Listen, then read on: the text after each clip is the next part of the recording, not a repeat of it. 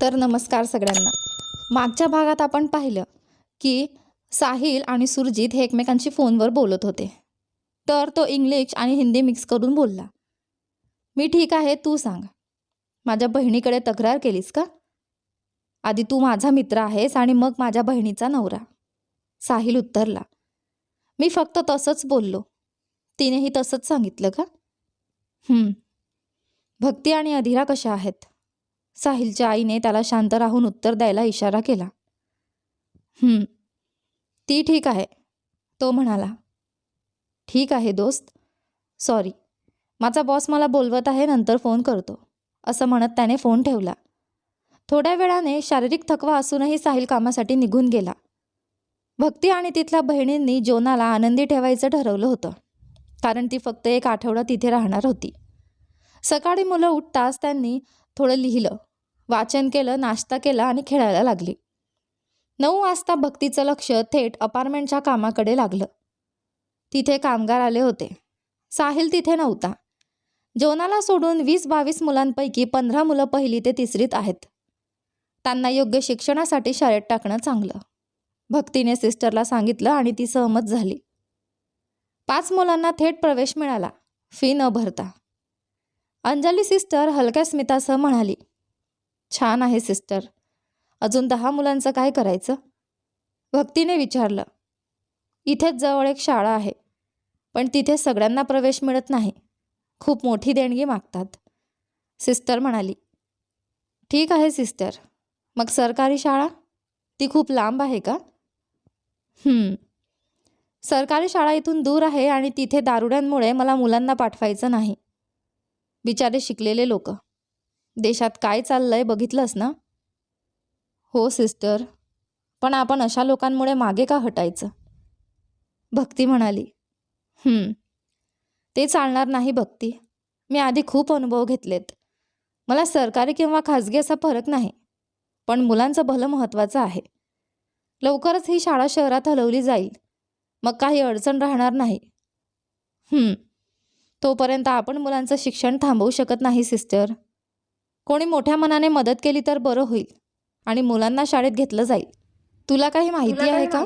भक्ती थोडा वेळ विचार करून म्हणाली. सिस्टर, माझ्या नवऱ्याचे काका शाळा चालवतात. तुम्ही त्यांना विचारलं तर ते मदत करतील. मग मी उद्या तिथे जाऊन विचारू का? कोणती शाळा? SM matriculation school. मी तिथे येऊ शकत नाही सिस्टर. त्यांनी मला पाहिलं तर प्रवेश देणार नाहीत. तुम्हीच विचारा. माफ करा, ती संकोचाने म्हणाली. ठीक आहे सिस्टर, मी त्या शाळेत विचारते. सिस्टर ठामपणे म्हणाली. ठीक आहे सिस्टर, वेळ झाला. मी मुलांना शिकवायला जाते, असं म्हणत ती खोलीत परतली आणि खिडकीतून साहिलला शोधू लागली. तो दिसला नाही म्हणून तिचं मन खट्टू झालं. ती मुलांना घेऊन झाडाखालील सावलीत गेली आणि त्यांना शिकवायला सुरुवात केली. पण आज तिचं लक्ष शिकवण्यात नव्हतं. दुपारपर्यंतही साहिल दिसला नाही. ती चिंतेत पडली. कदाचित तो दुसऱ्या कामात व्यस्त असेल. पण स्वतःला समजावलं, पण जोना तिच्यासाठी औषधासारखी होती. वेळ जात गेला आणि तिचे डोळेही मिटू लागले. तिची आशा व्यर्थ गेली नाही. दुपारी साहिल आला. त्याला पाहून भक्ती खूप आनंदी झाली. तिने सुटकेचा निश्वास सोडला.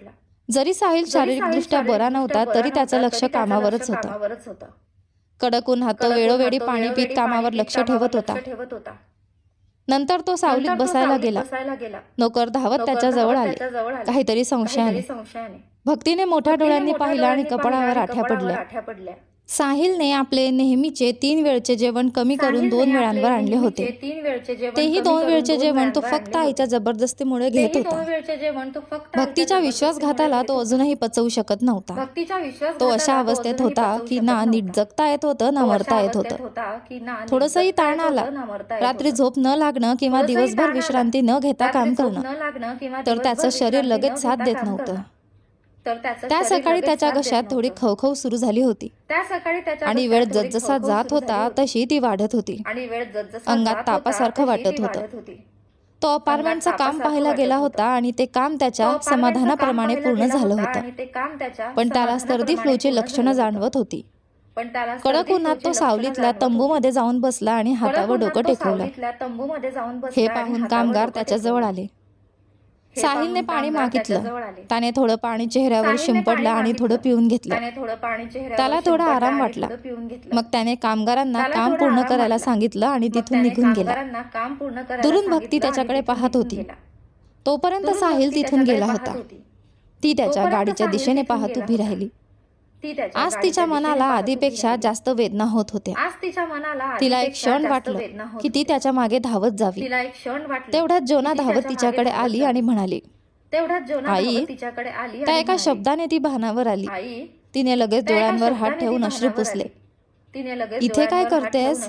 मी तुला सगळीकडे शोधत होते. ती हसत म्हणाली, खरंच? हो, असं म्हणत ती तिथून निघून गेली. तिच्या मनात एकच विचार चालू होता, साहिलला काही होऊ नये. भक्ती, तू सांगितलेल्या त्या स्कूलबद्दल मी चौकशी केली. 2 जागा रिकाम्या आहेत. उद्या परीक्षा घेऊन आपल्या मुलांना निवडतील. स्टेला सिस्टर म्हणाली. असं का? खूप छान सिस्टर, भक्ती म्हणाली. तू त्यांना शिकवायला सुरुवात कर. एक जागा मिळणं ही खूप कठीण असतं, पण आपल्याला 2 जागा मिळाल्या ही मोठी गोष्ट आहे. अजून 8 मुलं बाकी राहतील, त्याबद्दलही विचार करावा लागेल, सिस्टर म्हणाली. हो सिस्टर, मी शिकवते. बाकी मुलांसाठी काहीतरी मार्ग निघेल, तुम्ही काळजी करू नका, भक्ती म्हणाली आणि मुलांना शिकवायला लागली. मनात साहिलची काळजी असूनही ती शिकवण्यात लक्ष देत होती, कारण एक जागा मिळणं ही खूप मौल्यवान होतं. क्लास संपल्यावर ती तिच्या खोलीत आली.